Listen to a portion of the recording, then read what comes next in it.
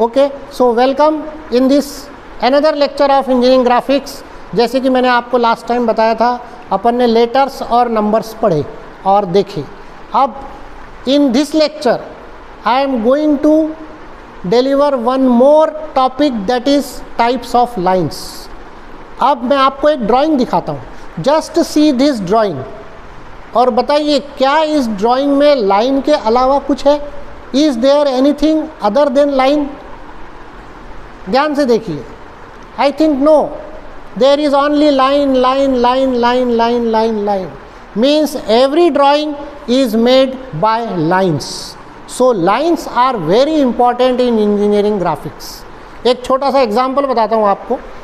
मान लीजिए आपका ये क्वेश्चन है 10 मार्क्स का और आपने इसमें कम से कम 10 लाइन्स तो ड्रॉ करी होंगी, और ये सभी लाइनें अगर आपने गलत ड्रॉ करी हैं तो आपको 0 मार्क्स मिलेंगे, भले ही आपने ये ड्राइंग सही ड्रॉ किया हो, बिकॉज ड्राइंग इज ओनली जज by lines, only identify by lines. Okay, so पहले हम ये टॉपिक पढ़ेंगे टाइप्स ऑफ लाइन्स और उसके बाद फिर हम आगे बढ़ेंगे। तो ये मैं अब रिमूव कर देता हूँ यहाँ से। सो इंजीनियरिंग ग्राफिक्स में कितने प्रकार की लाइन्स होती हैं? You have to use only these types of lines. इसके अलावा आपको कोई और लाइन यूज नहीं करनी है। So first, number 1 is object line, number 2 is hidden line, number 3 is dimension, extension, construction and hatching line, number 4 is center line, number 5 is cutting plane line, number 6 and 7 that are drawing lines used in mechanical engineering or in machine drawing that are called short and long break lines, that are break lines. Okay, तो ये कुछ प्रकार की lines होती हैं, आपको यही use करना है और इसी को ड्रॉ करने की आपको प्रैक्टिस करना है। Okay, so I start number 1 object line. मैं आपको इन लाइन का यूज़ भी बताऊंगा and how to draw these lines ये भी बताऊंगा, और नेक्स्ट चैप्टर में हम देखेंगे हम कौन सी पेंसिल यूज़ करें और इसको कैसे ड्रॉ करें। Okay, so number 1 object line, जैसे कि इसके नाम से स्पेसिफाई है, it is object line, means it is used for object. बताइए कौन सा ऑब्जेक्ट ड्रॉ करना चाहते हैं? मान लीजिए आप एक रेक्टेंगल ड्रॉ करना चाहते हैं, मान लीजिए आप एक स्क्वायर ड्रॉ करना चाहते हैं, मान लीजिए आप एक सर्कल ड्रॉ करना चाहते हैं, आप एक इलिप्स ड्रॉ करना चाहते हैं। Then what is your object? Your object is rectangle, square, ellipse, circle etcetera. तो ये आप ड्रॉ करेंगे इस लाइन को यूज़ करके। क्लियर? ऑब्जेक्ट लाइन कहाँ यूज़ होगी ये आपको समझ में आ गया। अब आपको इस ऑब्जेक्ट लाइन को वहीं पर यूज़ करना है, ध्यान रखिएगा, कहीं और नहीं। इसके अलावा इस रेक्टेंगल के अलावा और जितनी भी लाइन्स होंगी that are not object line, only the line used for drawing this object is object line. Okay, next, what is the specification of object line? देखिएगा इधर ध्यान से। The thickness of this line is 0.3 mm. The thickness of this line is 0.3 mm. And how this line looks like? It is a continuous line. It is a continuous line. तो एक continuous line बनाइए जो 0.3 mm thick होना चाहिए। It is also dark. तो हम इसका specification लिखते हैं, it is thick and dark. This is the specification of this line. This line is used for drawing only object. ये आपको समझ में आ गया। इसकी थिकनेस कितनी होगी और इस लाइन को कहेंगे thick and dark, and this is a continuous line. Okay, next hidden line. Now what is hidden line, पहले मैं आपको इसका यूज़ बताऊं। जब हम ड्राइंग ड्रॉ करते हैं तो हर ऑब्जेक्ट आपको ड्रॉ करना है, every object, either that is visible और not visible, because you are drawing the whole object. मान लीजिए इस बोर्ड के पीछे कुछ है, तो मैं कैसे ड्रॉ करूँगा? मान लीजिए इस बोर्ड के पीछे एक स्क्वायर बॉक्स है, एक स्क्वायर बॉक्स ठीक यहाँ पर। अगर इस बोर्ड के ठीक पीछे एक स्क्वायर बॉक्स है तो मुझे उसे शो करना ज़रूरी है। How I show that square box? That square box is show by hidden lines. इसका मतलब होगा this is not visible, this is behind and not visible. Okay, so the use of hidden line is show the hidden object. जो object आपको नहीं दिखाई दे रहे हैं उन ऑब्जेक्ट को शो करने के लिए आप हिडन लाइन यूज करेंगे। Okay, next, what is the specification of hidden line? The thickness of hidden line is 0.2 mm। देखिएगा ध्यान से, how to draw. This is not 3 mm, this is 0.3 mm, means 30% of 1 mm. This is 0.2 mm, ठीक है? तो 0.2 mm is thick and the line is called medium thick and dark.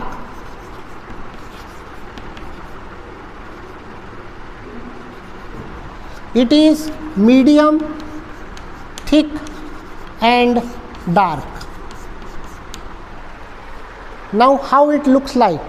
It is a small dash with a gap and again small dash, small dash, small dash, small dash, like this with a gap.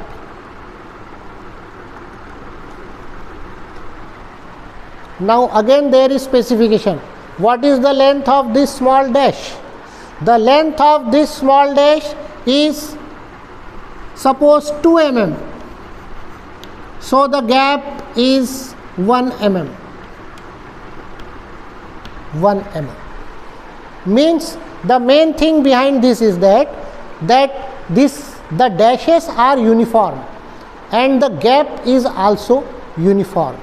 भाई ये 1 mm 2 mm इतना छोटा अपन measure तो कर नहीं सकते, लेकिन main चीज़ आपको ये ध्यान रखना है कि आपके डैश छोटे होना चाहिए और यूनिफॉर्म होना चाहिए, और गैप भी आपका कम हो और यूनिफॉर्म हो, और प्लस ये मीडियम थिक होगी। यानी देखिए ध्यान से, ये 0.3 है, ये 0.2 है, इसका मतलब इस लाइन और इस लाइन में फ़र्क होना चाहिए।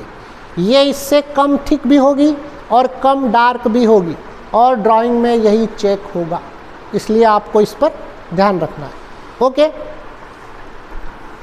सो ये हो गई आपकी object line plus hidden line.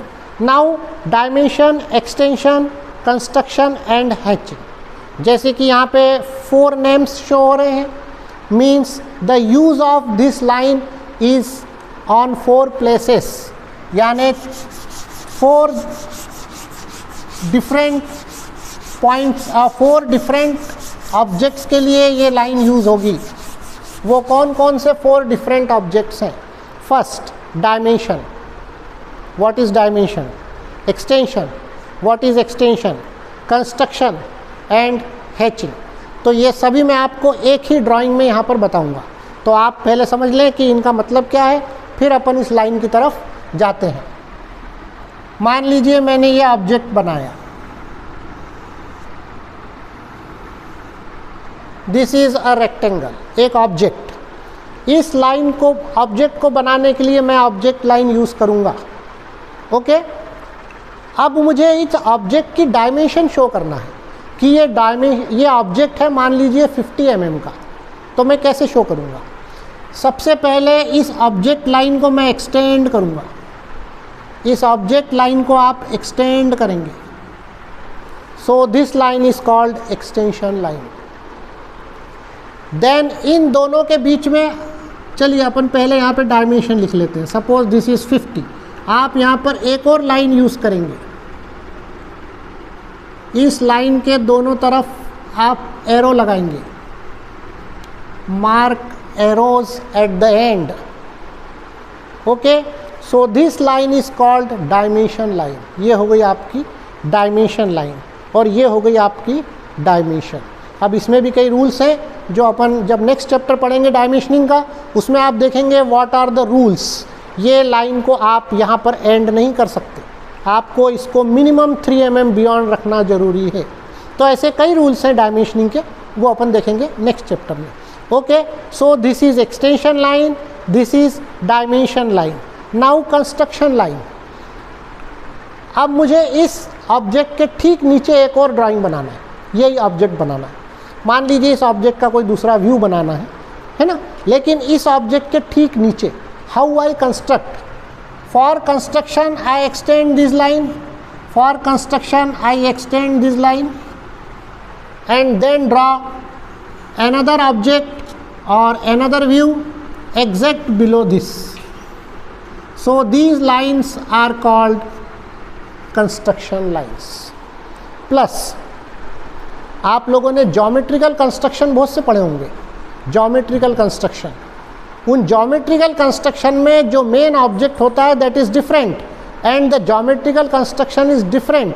So for drawing geometrical construction, any construction, you have to use this line. This is same.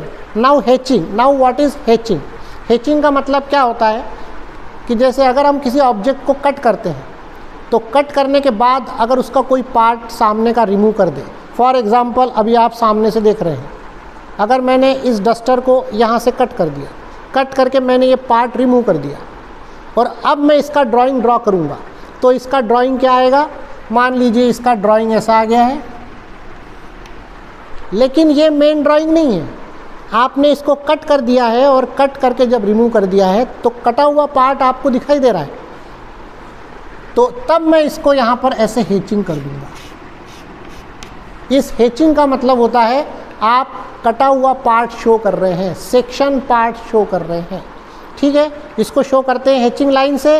अब इन हेचिंग लाइन का भी स्पेसिफिकेशन होता है, these are 45 degree inclined and equally spaced. ये सिर्फ hatching line का specification है कि ये 45 डिग्री इंक्लाइंड होगी और इक्वली स्पेस्ड होगी, यानी इन दोनों लाइनों के बीच का गैप आपको सेम रखना है। हम थोड़ा वेरी उसको कर सकते हैं। Okay, so now the specification of this line. देखिए, इससे आपको ये तो समझ में आ गया कि ये चारों लाइन एक जैसी होगी। फिर से ध्यान दीजिएगा, एग्ज़ाम में एग्जामिनर चेक करेगा आपकी ये चारों लाइन सेम है कि नहीं है। अगर नहीं है तो आपके मार्क्स कट जाएंगे। सो यही आपको प्रैक्टिस करनी है। Now what is the specification of this line? The specification of this line is number 1, it is thin and light. इसका मतलब ऊपर की जो लाइनें थी आपकी, ये थिक और डार्क थी, ये मीडियम थिक और डार्क थी, ये थिन और लाइट है। तो इसका थिकनेस होगा 0.1 mm, 0.1 mm. This is the thickness of this line and the line is a continuous line. Line is a continuous line. So this is a thin line, this is 0.1 mm thick. So try to draw a thin line which is light, like this. ठीक है, as compared to these above two lines. Okay, start करें, चलिए। Okay, हो गया start. So our fourth line is center line, fifth cutting plane line, 6 short break line, 7th long break line। जैसे कि मैंने आपको बताया था।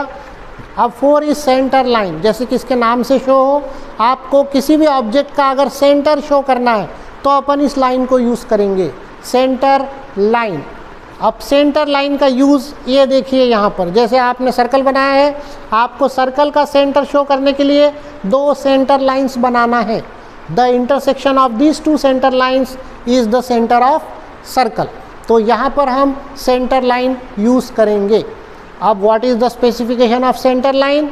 Centre line is thin and light, यानी सेम वैसी जैसी अभी आपकी इसके पहले थर्ड लाइन थी, that is dimension, construction, extension, hatching.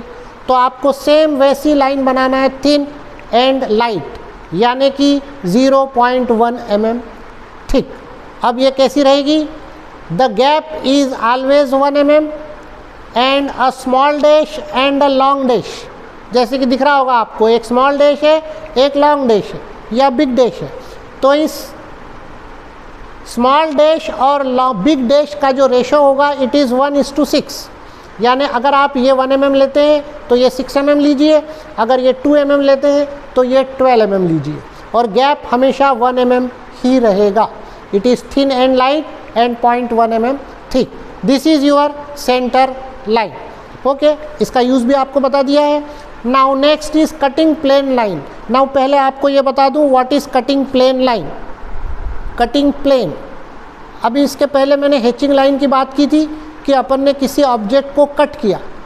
अब उस ऑब्जेक्ट को कट कहाँ से किया, ये कहाँ दिखाई देगा? ये किसी और व्यू में दिखाई देगा। आपने, ये आपका डस्टर था, आपने इसको सामने से कट किया, तो सामने से आप जो देखेंगे ये पार्ट मैंने रिमूव कर दिया, तो आपको सामने से जो दिख रहा है दैट इज़ सेक्शन पार्ट। लेकिन इसमें कटिंग प्लेन लाइन कहाँ आएगी? अगर मैं साइड से देखूँगा तो मुझे इस व्यू के साथ एक लाइन बनानी पड़ेगी कि मैंने इस ऑब्जेक्ट को कहाँ से कट किया। That is called cutting plane line. So cutting plane line का स्पेसिफिकेशन भी लगभग यही रहता है, इट इज़ लगभग same. What is the difference? That is at ends it drawn dark, यानी कि ऑब्जेक्ट लाइन एंड में ये ऑब्जेक्ट लाइन में कन्वर्ट हो जाती है। अगर आप इसका एंड डार्क कर देंगे तो ये कहलाएगी cutting plane line. Okay, now short break and long break, जैसे कि मैंने आपको बताया था, है ना। शॉर्ट ब्रेक लाइन इस तरह की वेवी लाइन होती है और लॉन्ग ब्रेक लाइन जो है वो इस तरह की शेप की लाइन होती है, और इसको जनरली अपन यूज़ करते हैं। मैंने इसका एग्जांपल शो किया है। मान लीजिए आपको कोई स्मॉल ब्रेक शो करना है। कभी कभी ऐसा होता है कि हम स्केल नहीं लेते हैं, डायरेक्ट ड्रॉ करते हैं मशीन ड्राइंग्स वगैरह में, तो उस वक्त आप इस तरह से ड्रॉ करते हैं। ऑब्जेक्ट को बीच में से ब्रेक करेंगे और इस तरफ ये लाइनें बनाएंगे, ये कहलाएगी शॉर्ट ब्रेक लाइन, और इस तरह से ये लाइन बनाएंगे ब्रेक करके, ये कहलाएगी लॉन्ग ब्रेक लाइन। इसका कोई स्पेसिफिकेशन नहीं है शॉर्ट ब्रेक कहाँ तक और लॉन्ग ब्रेक कहाँ से, ये आप खुद डिसाइड कर सकते हैं। आप दोनों में से कोई भी लाइन यूज़ कर सकते हैं। So these are the 7 important types of lines, और इन लाइन्स की आपको प्रैक्टिस करना है, और जो भी ड्राइंग्स बनेंगे इन्हीं लाइन्स को यूज़ करके बनेंगे। Okay, so in next lecture we will meet and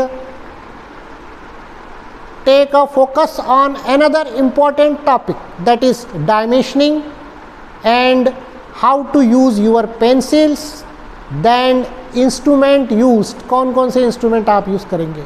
okay, bye.